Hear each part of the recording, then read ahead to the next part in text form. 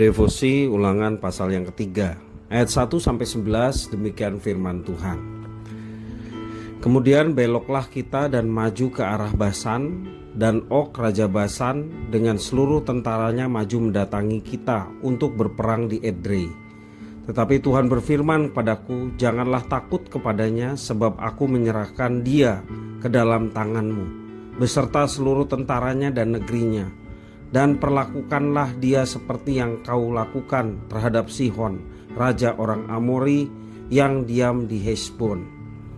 Dan Tuhan Allah kita menyerahkan juga Og, Raja Basan, beserta seluruh tentaranya ke dalam tangan kita, dan kita mengalahkan dia, sehingga tidak seorang pun luput.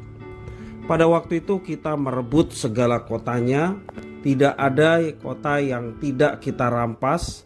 Daripada mereka 60 kota seluruh wilayah Argob, kerajaan Og di Basan.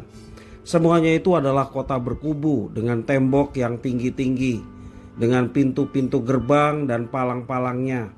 Lain daripada itu sangat banyak kota yang tidak berkubu.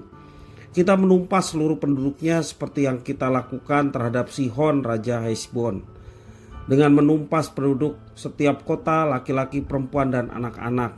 Tetapi segala hewan dan jarahan dari kota-kota itu kita rampas bagi kita sendiri. Jadi pada waktu itu dari tangan kedua raja orang Amori itu kita merampas negeri yang di seberang sungai Yordan, mulai dari sungai Arnon sampai gunung Hermon. Orang Sidon menyebut Hermon itu Sirion, dan orang Amori menyebutnya Senir.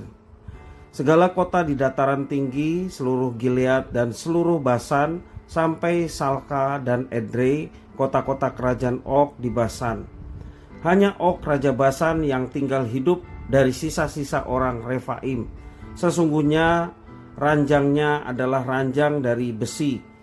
Bukankah itu masih ada di kota Raba Bani Amon? 9 hasta panjangnya dan 4 hasta lebarnya menurut hasta biasa. Demikian firman Tuhan. Dari pembacaan firman Tuhan hari ini kita belajar bagaimana kita menghadapi tantangan dari sudut pandang Allah. Karena kita punya Allah yang berkuasa atas segala sesuatu, sehingga kita diberikan keberanian melangkah walaupun harus menghadapi tantangan di depan yang kita lihat besar dan kuat. Seperti Israel menghadapi perang yang berbeda dengan peperangan antara kerajaan-kerajaan. Dalam rangkaian penaklukan tanah Kanaan, Tuhan yang mengarahkan kapan mereka harus berangkat dan maju. Dan kali ini mereka bergerak menuju Basan. Di sana ada kerajaan Basan yang sangat kuat. Bersama dengan tentara kerajaan Basan, ia berusaha menghadang bangsa Israel. Israel sudah tahu kalau mereka akan menang, namun mereka tidak perlu takut karena Tuhan sudah menyerahkan Og, Raja Basan, dan seluruh kerajaannya. Dan bagi Tuhan tidak ada orang atau kerajaan yang terlalu kuat, tidak ada tombak yang terlalu tinggi, dan kota berkubu yang tidak dapat ditaklukkan. Israel hanya mengambil hewan sebagai jarahan untuk mereka. Demikian pula dengan kerajaan Amori, ia berpikir bahwa kerajaannya cukup kuat. Itu pun ditaklukkan oleh Israel. Bahkan Raja Og yang termasuk orang berbadan besar pada masa itu bertekuk lutut di hadapan bangsa Israel. Dituliskan dalam ayat yang ke-11 bagaimana besarnya Raja Og. Og memiliki tempat tidur dari besi yang berukuran panjang 9 hasta atau lebih kurang 4 meter dan lebarnya 4 hasta atau 1,8 meter. Kita bayangkan betapa besarnya Raja Og.